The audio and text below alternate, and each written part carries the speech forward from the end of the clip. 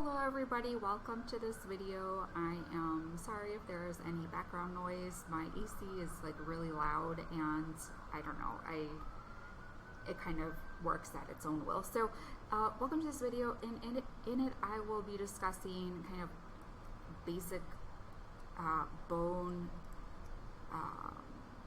marrow hematopoiesis, so basically what occurs in our bone marrows and how different cells are created in this process. So first off, we'll kind of talk a little bit about the bone itself. So oftentimes when we think about the bone, we think about it as just providing structural support, so maintaining our alignment in our body, and then also allowing the movement across our joints. So in this case, I think that oftentimes we think of bone in terms of more of like a functional and structural role, but there are other important roles that the bone plays, and this is of course in the development of RBCs as well as our WBCs. So when we think about how this happens, it's important to think about the location of where this happens. So you can see in this picture here, this is just a picture of a bone marrow biopsy taking place. So usually a hematologist is going to go in and, or I don't know, perhaps a radiologist will go in and go into the posterior pelvis, and from there they're going to withdraw a part of the bone marrow, and that is a part of the spongy bone. So you can see the cortical bone laying on top, and then you have the spongy bone where the marrow is located. So the point of the bone marrow biopsy is really to aspirate this area and to take out a sample, which can be looked at under a microscope, and it can be analyzed to assess for all sorts of conditions. The most concerning conditions most likely to be neoplasms of some sort. But of course you can look for conditions like aplastic anemia, MDS, other conditions like this too. And it's kind of, I would say, the most conclusive or best test that you can use, because you are actually getting cells to analyze for this purpose.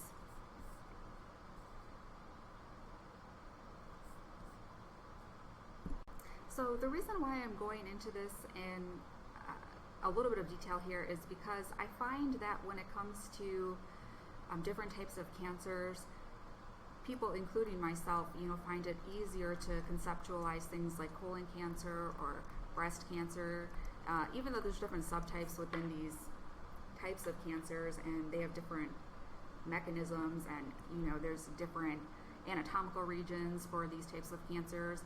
I think that because we're able to visualize these in our mind's eye, they're large, parts of the body, we're able to kind of conceptualize these types of cancers a little bit easier than it is to conceptualize cancers such as leukemias and lymphomas and things of that nature. So that's why it's really important to have a good understanding of the hematopoiesis process, is really so you can understand the details of the pathology that is associated with it. So it's kind of boring, I would say, to look at the hematopoiesis table and memorize it, because it's just kind of boring. It's just a bunch of cells. So the easier way that I think to memorize things is going to be in context with the different sorts of pathologies. But that being said, I just want to give a very brief overview here of how we start from a pluripotent stem cell, and then how different cells are formed, and how differentiation occurs over different lineages. So we're going to start off with the biggest, not biggest, but the most important cell, and that is going to be the pluripotent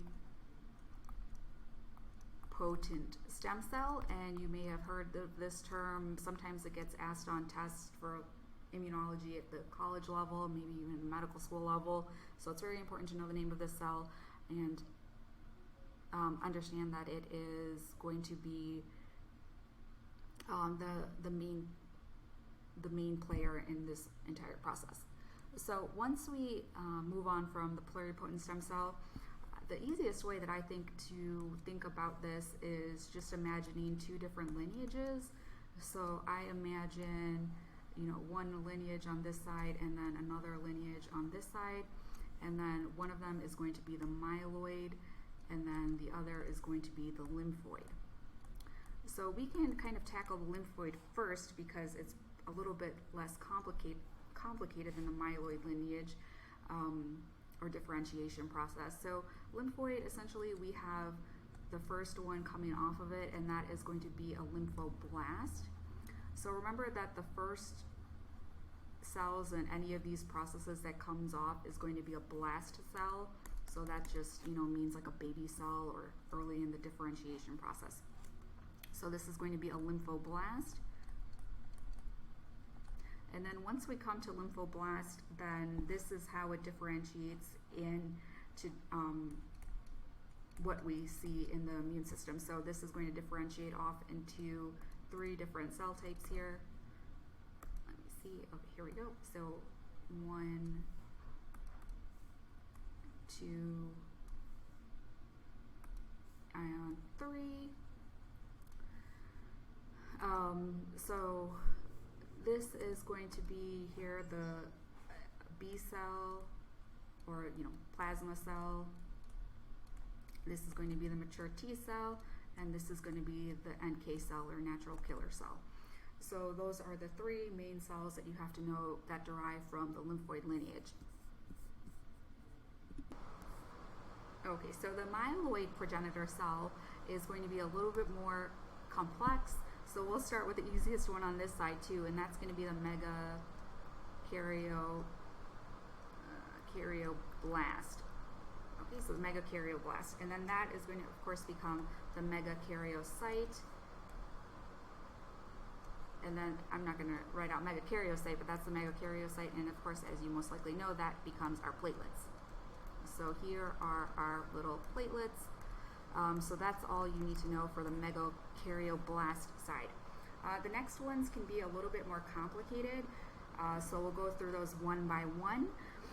This one here we will call the erythroblast. So the erythroblast is going to have a few steps of differentiation before it becomes a mature erythrocyte.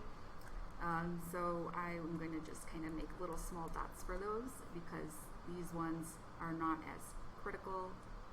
So we're just going to have 3 dots here. And then after that, we're going to have the development of the reticulocyte, and then eventually the RBC. So let me just this looks like a sickled RBC. I'm not sure if this looks like an RBC. Anyway, so we'll just write out the names here. So this is the basophilic normalblast, which then becomes this one over here, which is the polychromatophilic normalblast. So polychromatophilic normalblast, and then that goes on to become the orthochromic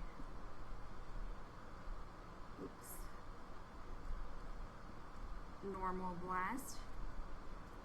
And then this becomes this cell here, which is going to be key, and that's the reticulocyte. So these are our retic cells, and that of course tells us if we are adequately producing RBCs in the setting of severe anemia. And then that of course will turn into our mature erythrocyte. Okay, so that is the erythroblast lineage, and then we have the 2 more to go. So this one here is going to be the monoblast. And monoblasts are not normally found in normal bone marrow, so that's important to keep in mind. So this is not as complicated as the erythroblast. Basically, we have here coming down the pro-monocyte. So this first cell that gets delineated is going to be the pro-monocyte. And then from there we have two different cells that form, and then one is just going to be, you know, the monocyte here, and then this one here is going to be the dendritic cell on the other side. So we have a monocyte, so monocyte and then dendritic cell. Monocyte, so dendritic cell, and then monocyte. And then finally we have the myeloblast over on this side. And so the myeloblast is going to form into the promyelocyte, which is going to become the myelocyte, which is then going to become the metamyelocyte. I know it's very confusing, this one. Myelocyte, and I'm running out of room here, so I'm not going to go into too much detail as I would have done before, but the metamyelocyte is going to become the band granulocyte. Granulocyte, and then this is going to be our basophil, eosinophil, and neutrophils. So these cells are very important, obviously, in our immune system, and they are very characteristic and often tested on examinations, so very important to know these. So let's go back up and review this from the top. Okay, so when you think about this process, I really want you to kind of think of it analogous to something that you find interesting. Like if you find like making a cake interesting, then think of this as like, you know, putting together different ingredients and then ending up with the final cake, which are the mature cells. Or if you enjoy, you know, cooking, you could think of it that way. Or if you enjoy like fashion, then think of like layering clothes. Or if you enjoy makeup, think about layering makeup products. Like whatever you find interesting, those are all kind of more feminine activities. So I don't know what the male equivalent would be for those, but anyway, so if you find those activities like kind of interesting, just imagine this like the same kind of thing.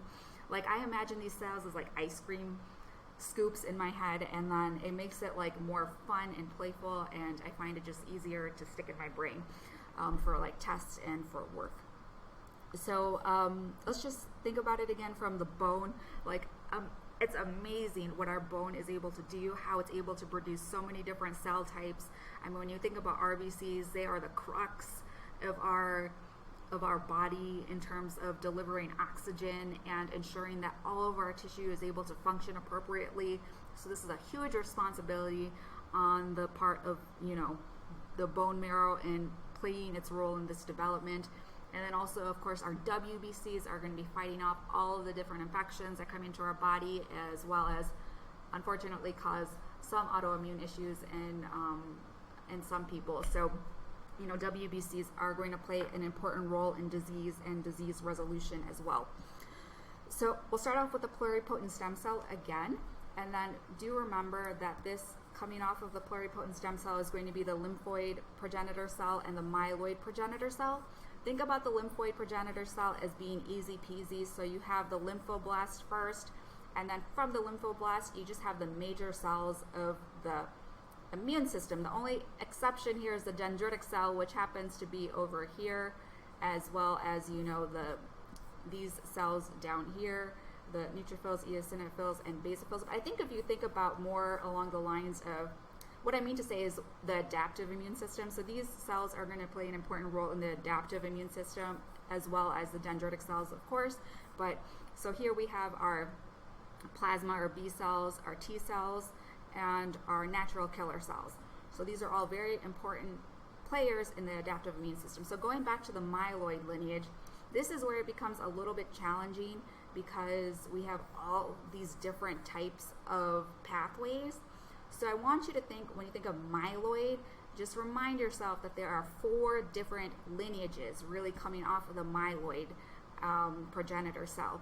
And the easiest one is going to be the megakaryoblast, because remember that turns into the megakaryocyte, and that simply becomes our platelets. And then next we have our erythroblast. So erythroblast is pretty self-explanatory in terms of what it's going to become, obviously a mature RBC. But you want to remember that there are these 3 normoblast phases prior to the development of the reticulocyte. And of course, like I said earlier, reticulocyte is a very important cell in terms of letting us know if there is proper hematopoiesis in the setting of blood loss. So reticulocyte counts are very important. And then from the reticulocyte, of course, we get our mature erythrocyte. So that is our erythroblast lineage. And then we have our monoblast lineage. So with monoblast lineage, this is going to be developing into the pro-monocyte. So I don't want you to get confused here. Usually when you see a word or a prefix like pro, you're going to be thinking that is going to be the first one that's going to be formed. But in this case, it comes actually second. So you always want to think that if you're coming off of the lymphoid or myeloid progenitor cells, it's going to be a blast that comes off of those first. And then everything else comes afterwards. So monoblast is going to become a pro-monocyte. And then this becomes easy because the pro gets cleaved off, and then you get a monocyte, or you get a dendritic cell. And that's it. This one is a little bit challenging as well, I would say, so the myeloblast. You want to remember that basically at the end of the day, the myeloblast is going to become our neutrophils, eosinophils, and basophils. And then there are different cell types in that lineage as well. So we start with myeloblast, and then we get a promyelocyte, and then we get a myelocyte, and then confusingly enough, we get something called a metamyelocyte. Okay, so we get pro, and then myelo, and then metamyelo. So promyelo, myelo, and then metamyelo. So you can remember, I guess, like PM to get that straight in your head. So remember the promyelocyte comes before the myelocyte, before the metamyelocyte. Okay? And then from there we have the band granulocyte, and then from there, of course, we have our neutrophils, eosinophils, and basophils.